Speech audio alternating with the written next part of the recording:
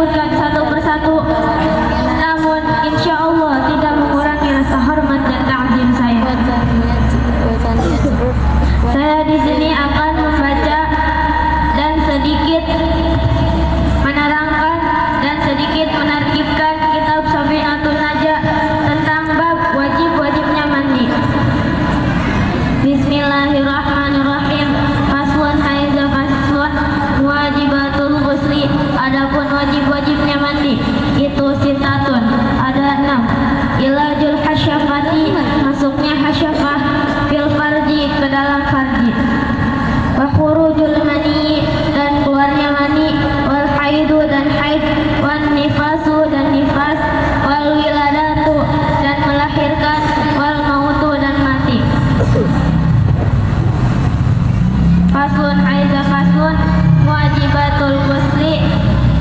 Adapun wajib-wajibnya mandi itu sitatun, ada 6. Di sini tertulis lafaz muwajibatun, yaitu adalah kalimat isim.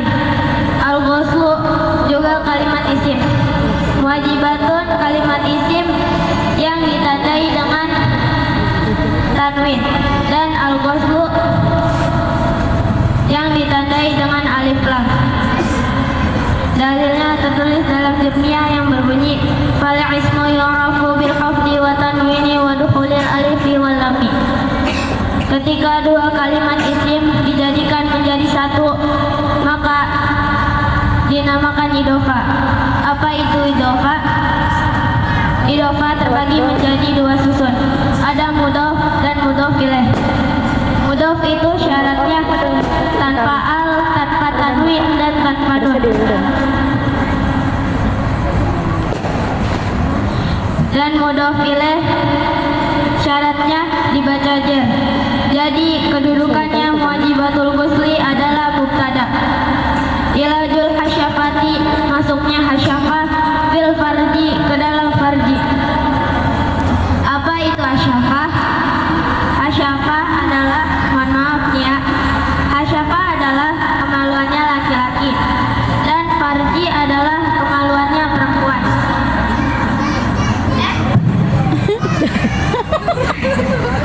Ketukir. Ada ehnya lagi. Tuker ketuker. Ulang. Hasyafah adalah kemaluannya laki-laki, perempuan. Kemaluannya perempuan. Farji. Lah bener Ubay. Hasyafah mah bener. Hasyafah adalah kemaluannya laki-laki, dan farji adalah kemaluannya perempuan. Kok Ubay? Contoh masuknya hasyafah kemaluan ke dalam farji adalah Grogi depan Ubay ada. ketika ibu-ibu dan bapak-bapak sedang berhubungan suami istri. Nah, jadi kalau udah selesai berhubungan suami istrinya, maka diwajibkan untuk mandi. Dalilnya tertulis dalam surat Al-Maidah ayat 6 yang berbunyi wa in kuntum junuban fatahharu. Artinya, dan jika kalian berjunub maka bersucilah.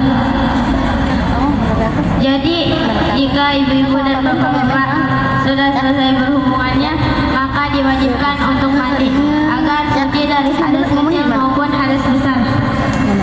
Wa khurujul mani, dan keluarnya mani. Keluarnya mani itu bisa kapan aja, bisa pas lagi berhubungan dan bisa pas lagi tidur. Contoh keluarnya mani pas lagi tidur adalah kita kan lagi tidur, terus tiba-tiba kita mimpi, pas bangun-bangun kasur udah basah. Nah, itu juga diwajibkan untuk mandi. Wal haidu, dan haid.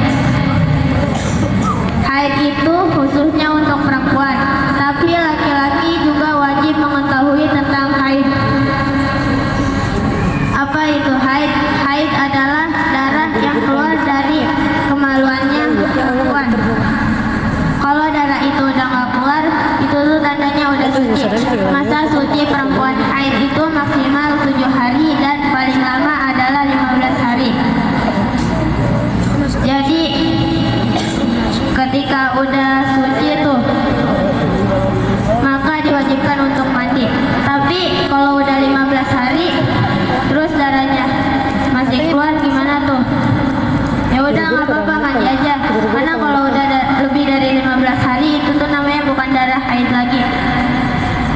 fi darah istihadah. Wan nifasu dan nifas. Nifas adalah setelah keluarnya bayi. Jadi ibu-ibu setelah melahirkan pasti akan merasakan masa nifas. Masa nifas itu maksimal 40 hari dan paling lama adalah 60 hari. Jadi setelah melewati masa nifas maka diwajibkan untuk mandi. Wal wiladatu dan melahirkan. Melahirkan adalah yang berbarengan dengan bayi keluar.